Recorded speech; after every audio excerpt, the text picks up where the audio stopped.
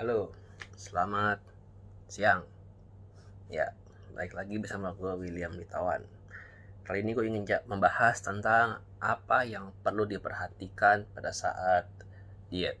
Oke, diet di sini konteksnya adalah menurunkan body fat atau lemak pada tubuh. Jadi jangan ngomong lagi nurunin berat badan ya, tapi nurunin lemak badan, kadar lemak di badan. Oke, kenapa? Karena kalau misalnya ngomongnya turun berat badan, ya lu nggak tahu yang turun tuh apa. Bisa aja air, bisa aja otot, bisa aja ya mungkin tulang, tulangnya makin keropos, mungkin mengaruh ke berat badan juga ya mungkin ya. Nah, kalau body fat yang turun artinya apa? Kita mempertahankan massa otot tapi body fat yang turun. Oke. Nah, apa yang perlu diperhatikan? Pertama itu adalah jumlah kalori. Oke. Setiap manusia punya yang namanya jumlah kalori minimal. Gunanya untuk apa? Untuk bekerja badannya secara optimal, bertahan hidup, untuk menumbuhkan kuku, menumbuhkan rambut, jantung berdetak, darah mengalir, otak berpikir, paru-paru menyaring udara, ginjal menyaring racun, usus menyerap makanan, dan lain-lain. Oke, itu diperlukan. Jadi kalau menurut gua, jangan pernah diet ekstrim. Oke, misalnya nih, biasa lu makan 3000 kalori, terus tiba-tiba lu langsung drop menjadi 1500 kalori.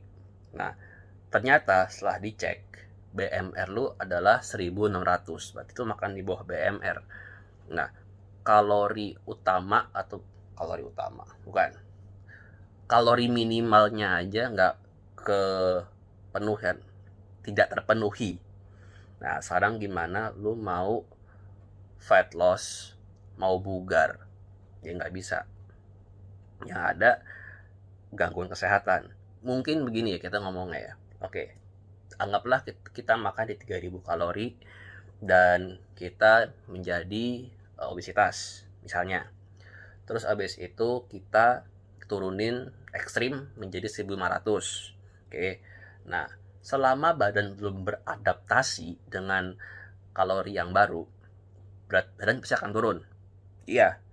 Nah, tetapi saat sudah adaptasi, itu berat badan akan stuck. Oke. Nah, kalau stuck gimana? Ya banyak pilihannya. Bisa turunin lagi kalori, kalori masuk maksudnya ya, supaya turun lagi. Nah, tapi kalau udah 1500, lu udah nggak bisa turunin lagi kan?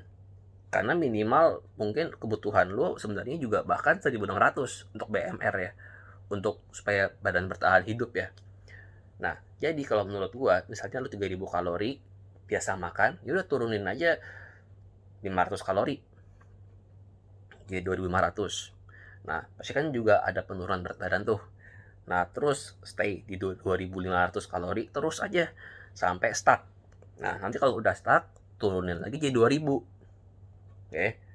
Nah, terus turun jadi 2000 eh sampai stuck. Nah, tapi kalau udah 2000 lu turun lagi jadi 1500 kan bahaya. Nah, kalau menurut gua kalau udah 2000 mendingan eh ganti program dari yang awalnya diet-dietan tuh, ngurangin makanan, sekarang pelan-pelan lu balikin ke keadaan 2500 kalori, tapi kali ini tujuannya adalah build muscle. Nah, kalau menurut gua adalah dari awal pas saat diet nih, itu sebaiknya juga build muscle sih. Bahkan kalau misalnya dalam keadaan obesitas, ya yang paling bagus adalah lu build muscle sambil memperbaiki nutrisi dulu. Jadi jangan mikirin kalori dulu lah, mikirin nutrisi dulu. Oke, ini maksudnya tips ya, jadinya supaya kita nggak diet terus malah sakit. Kita maunya diet terus sehat gitu loh. Nah, jadi gimana caranya?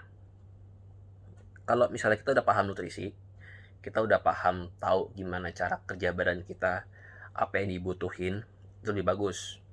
Jadi kalau Anda misalnya sekarang obesitas, mulai angkat beban, makan itu diperbanyak buah dan sayur.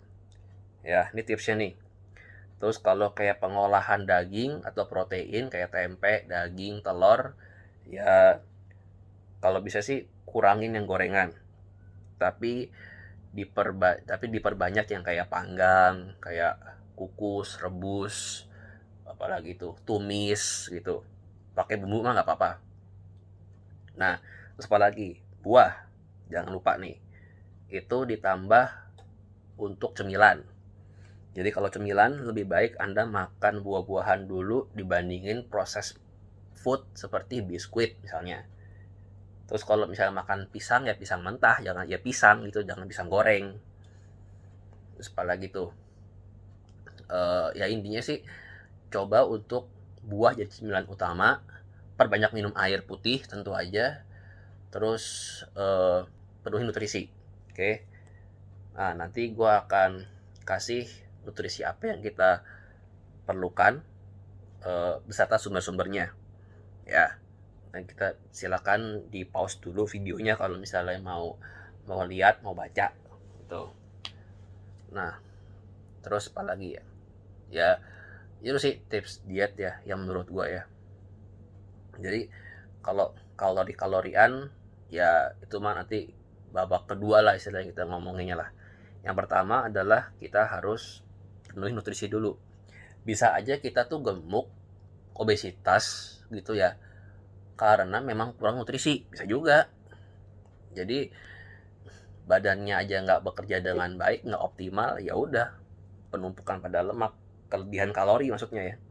Dan kalori yang diisi bukan dari hal-hal yang berguna untuk tubuh. Jadinya apa? Ya tubuh nggak berfungsi dengan baik kan. Nah, kita balikin dulu tuh. Nutrisinya kita perbaiki dulu, penuhi gizinya, tubuh bekerja dengan optimal dulu. Nah, nanti baru abis itu kita ya atur kalori gitu loh. Jadi kalau gue sih biasanya langkah pertama pasti nutrisi dulu deh. Nutrisi, olahraga angkat beban, minum air deh, istirahat cukup. Itu dulu. Karena biasanya kalau makanan yang eh, lebih sehat ya, gue nggak ngomong ada bad food, good food lah. Kita ngomongnya makanan yang tidak diproses terlalu banyak, itu biasanya rendah kalori. Contohnya apa? Kentang. Kentang kalau kita makan kentangnya doang, kalori jauh lebih rendah daripada kalau udah diolah jadi kentang goreng. Pasti dong, nggak ada penambahan minyak gitu kan. Terus misalnya apa lagi ya?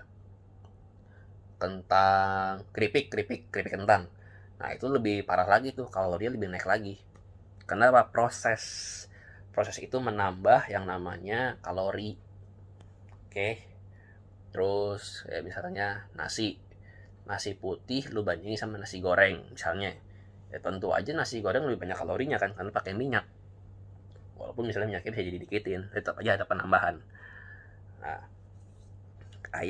daging ayam ditumis sama digoreng misalnya, walaupun dulu pakai minyak tapi kan kalau misalnya digoreng kan lebih banyak minyaknya yang masuk ke ayamnya kan. Dan itu kan direndam lah istilahnya, kita nggak bisa ngatur berapa banyak minyak yang masuk ke ayam.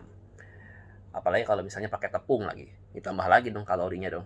Nah makanya jangan terlalu banyak makan yang prosesnya terlalu panjang untuk pematangan, yang terpendek tapi nggak mentah juga sih.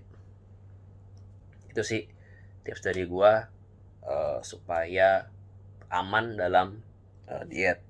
Jadi nggak usah nanya lagi ya, kenapa kok berat badan gua stuck sih mau turun? Ya karena mungkin adaptasi badan lu udah terjadi di kondisi makan yang sekarang gitu.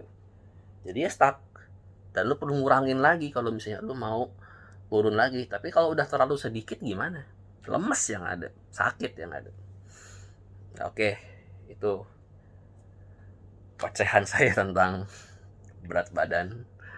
Semoga menolong, tidak ada maksud untuk menyinggung siapapun. Salam Indonesia sehat.